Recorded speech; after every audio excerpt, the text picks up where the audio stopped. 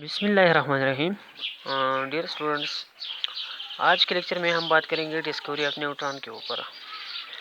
1895 तक प्रोटॉन और इलेक्ट्रॉन की जितनी प्रॉपर्टीज़ थी वो डिटरमाइन हो गई थी। ठीक है, 1895 तक।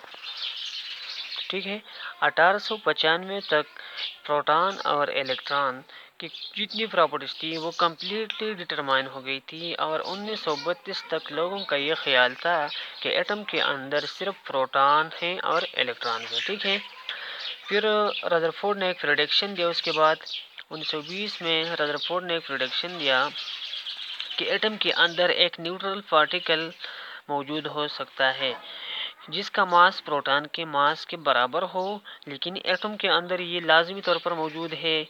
उसने इसका रीज़न क्या दिया?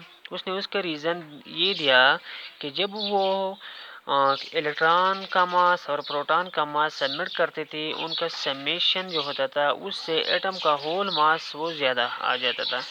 ठीक है ना, actual mass of the atom जो था वो इलेक्ट्रॉन और प्रोटॉन के मास के सम से ज़्यादा था। तो इसी बात को रीज़न बनाते हुए रदरफोर्ड ने ये प्रेडिक्शन दिया कि एटम के अंदर एक दूसरा पार्टिकल मौजूद होगा, लेकिन वो न्यूट्रल पार्टिकल होगा जिसका मास प्रोटॉन के मास के बराबर होगा। ठीक है, अब इस न्यूट्रॉन को डिस्कवर किसने किया? न्यूट्रॉन को डिस्कवर बाय चैडविक इन 1932 में उसने न्यूट्रॉन को डिस्कवर किया और 1935 में उसे नोबेल प्राइज़ से अवार्ड किया गया है। ठीक है ना, अब हम आते हैं चैडविक के एक्सपेरिमेंट की तरफ। चैडविक ने अपने एक्सपेरिमेंट क्या किया? उसने पोलोनियम सोर्स लिया, जो अल्फा पार्टिकल का सोर्स था, पोलोनियम लिया और अल्फा पार्टिकल को उसने बेरिलियम टारगेट के ऊपर बम्बार्ड किया। ठीक है ना, बेरिलियम टारगेट के ऊपर बम्बार्ड किया। तो उसने क्या देखा? उसने ये देखा कि कुछ रेडिएशंस प्रोड्यूस हुए और उसने इन रेडिएशन को नाम क्या दिया? न्यूट्रॉन्स का नाम दिया, न्यूट्रॉन का नाम दिया। और वो नाम किस वजह से दिया?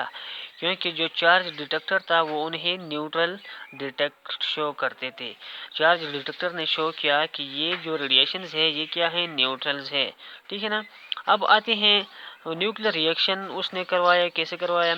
ये अल्फा पार्टिकल उसने बम्बार्ड की किसके ऊपर? बेरिलियम के ऊपर।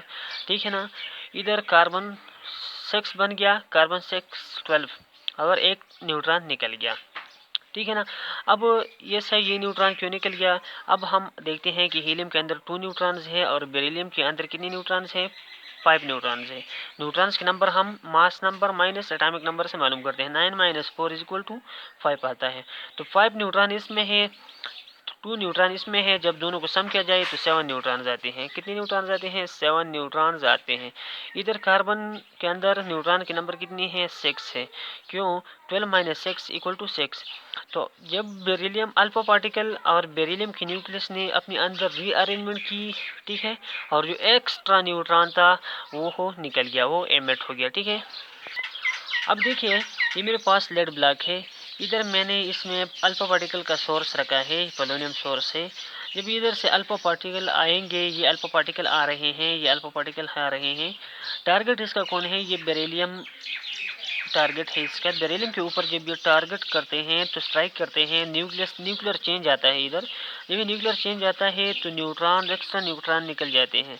जब एक्स्ट्रा न्यूट्रॉन निकलते हैं, ये एक्स्ट्रा न्यूट्रॉन्स हैं, तो इधर ये जो चार्ज डिटेक्टर है वो उसको 0 पे शो करता है कि इसके ऊपर कोई चार्ज नहीं मौजूद नहीं है। चार्ज इसका कितना है? 0 है। ठीक है ना, तो bombardment of alpha particles on beryllium and discovery of neutron. तो इस रिएक्शन से, इस एक्सपेरिमेंट से चैडविक ने न्यूट्रॉन्स को डिस्कवर किया। ठीक है, इधर मैंने एक पॉइंट लिखा है कि actually alpha particles and nuclei या बेरिलियम आर रीअरेंज्ड होगी और एक्स्ट्रा न्यूट्रॉन को उन्होंने क्या कर दिया? एमिट कर दिया। Extra neutron was emitted. Okay, अब हम आते हैं प्रॉपर्टीज ऑफ न्यूट्रॉन्स की तरफ कि न्यूट्रॉन्स के प्रॉपर्टीज क्या है। अब जो फ्री न्यूट्रॉन्स है वो क्या करते हैं? जब वो डिके होती हैं प्रोटॉन में तो उससे एक इलेक्ट्रॉन निकलता है और एक न्यूट्रिनो निकलता है।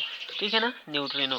अब देखो न्यूट्रॉन के ऊपर कोई चार्ज नहीं है, चार्ज नंबर न्यूट्रॉन का नहीं है, लेकिन इसका मास है, मास नंबर इसका है। इधर अगर मैं प्रोटॉन में देखूँ तो प्रोटॉन के ऊपर एक चार्ज है और इसका मास भी है, मास नंबर भी है, प्रोटॉन का मास है। अब इधर ये जो इलेक्ट्रॉन है ये इस पर चार्ज कितना है, माइनस है। इधर इस पर चार्ज कितना है, +1 है। Minus +1, net charge equal to 0 on neutron. Neutron के ऊपर चार्ज 0 है। और ये न्यूट्रिनो है, इसका तो ना मास है और न इसके ऊपर चार्ज है। दूसरी प्रॉपर्टी क्या है कि can not ionise gases. Neutron gases को आयनाइज नहीं कर सकता, ठीक है, गैसेस को आयनाइज नहीं कर सकता। केमिकल प्रॉपर्टीज डिपेंड करते हैं किसके ऊपर, इलेक्ट्रॉन्स के ऊपर। केमिकल रिएक्शन में कौन इन्वॉल्व होते हैं, इलेक्ट्रॉन्स इन्वॉल्व होते हैं। तो न्यूट्रॉन न्यूक्लियर रिएक्शंस करते हैं, केमिकल रिएक्शन नहीं होते। इस तरह ये आयोनाइजेशन ऑफ गैसेस को नहीं कर सकते। दूसरी बात ये कि हैवी पार्टिकल्स हैं और हाईली पेनेट्रेटिंग पार्टिकल्स है। जब किसी के ऊपर छोड़े जाए तो हाईली पेनेट्रेट होता है, उसके न्यूक्लियस तक पहुंचते हैं। आगे हम पढ़ेंगे एक्सरेज में। ये फिजिक्स का टॉपिक है, न्यूक्लियर फिजिक्स का टॉपिक है, लेकिन इसमें हमने थोड़ा बहुत डिस्कस कर दिया। जब इन न्यूट्रॉन्स को एक्सपोज, इसके आगे किसको एक्सपोज किया जाए, प्रोटॉन्स, फ्राफिन को, वाटर को, पेपर को, सेल्यूलोज वगैरह को, तो उनमें जब हाई स्पीड प्रोटॉन होते हैं तो ये न्यूट्रॉन जब उस न्यूक्लियस, उनके न्यूक्लियस पे पहुंचते हैं, जो हाई स्पीड न्यूट्रॉन होते हैं, रिवोल्यूशन करते हैं, मोशन करते हैं, तो उसको एक्सपेल कर देते हैं। इसके पास इतनी एनर्जी होती है, पावर होती है। अभी मास ऑफ न्यूट्रॉन कितना होता है, mass of neutron is 1.6749 10⁻⁻27 kg। बस प्रोटॉन के मास के लगभग इसका मास है, और 1842 टाइम हेवियर है किससे, इलेक्ट्रॉन से, ठीक है ना। तो ये भी फंडामेंटल पार्टिकल्स ऑफ मैटर है, फंडामेंटल पार्टिकल ऑफ मैटर है, ठीक है। इनकी दूसरी प्रॉपर्टी ये है कि जब इनको इलेक्ट्रिक फील्ड में या मैग्नेटिक फील्ड में छोड़ दिया जाए तो ये डिफ्लेक्ट नहीं करते, क्योंकि इसके ऊपर चार्ज नहीं है। इलेक्ट्रिक फील्ड में रखा जाए तो किस प्लेट की तरफ जाएगा, पॉजिटिव की तरफ जाएगा या नेगेटिव की तरफ, ठीक है ना। तो इस तरफ चार्ज ना होने की वजह से, न्यूट्रलिटी की वजह से ये डिफ्लेक्शन नहीं शो करते। अभी एक क्वेश्चन है, ये हमारे पास हमारे सामने आया है कि neutron was discovered by which process. कौन सा प्रोसेस को यूज़ करते हुए न्यूट्रॉन डिस्कवर्ड हुई। हमने पहले बताया कि न्यूक्लियर रिएक्शंस हुई बाय न्यूक्लियर रिएक्शन, ठीक है ना। और वो किसने करवाई थी, चैडविक ने करवाई थी। अब इसके बाद सजेशन ऑफ रदरफोर्ड। 1911 में रदरफोर्ड ने अपना गोल्ड फाइल एक्सपेरिमेंट किया था, ठीक है। 1911 में रदरफोर्ड ने अपना गोल्ड फाइल एक्सपेरिमेंट किया था, तो न्यूक्लियस उस वक्त डिस्कवर हो चुका था।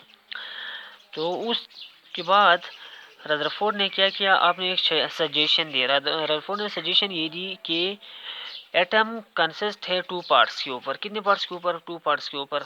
पहला वाला क्या है, न्यूक्लियस है। न्यूक्लियस के अंदर जो हैवी पार्टिकल्स है, प्रोटॉन और न्यूट्रॉन मौजूद होंगे, ठीक है ना। और एटम का प्रैक्टिकली जितना होल मास हो वो किसकी वजह से होता है, न्यूक्लियस की वजह से होता है, न्यूक्लियस की वजह से होता है। दूसरा रीजन उसने बनाया कि एटम का दूसरा जो रीजन है वो क्या है, extra nuclear region. Extra nuclear region उसने कहा कि इलेक्ट्रॉन जो होते हैं ये एक्स्ट्रा न्यूक्लियर पार्टिकल होते हैं।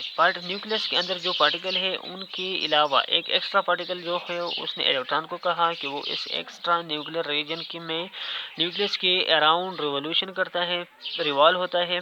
जिस तरह सोलर सिस्टम में सन के इर्द गिर्द, सन के अराउंड जितने प्लैनेट्स हैं, ठीक है ना, वो क्या करते हैं, रिवोल्यूशन करते हैं। तो उसने न्यूक्लियस के इर्द गिर्द इलेक्ट्रॉनिक सिस्टम को, इलेक्ट्रॉनिक एक्स्ट्रा न्यूक्लियर रीजन को, इलेक्ट्रॉन के रिवोल्यूशन को क्या करार दिया, मैंने सोलर सिस्टम करार दिया कि ये सोलर सिस्टम की तरह है, ठीक है ना।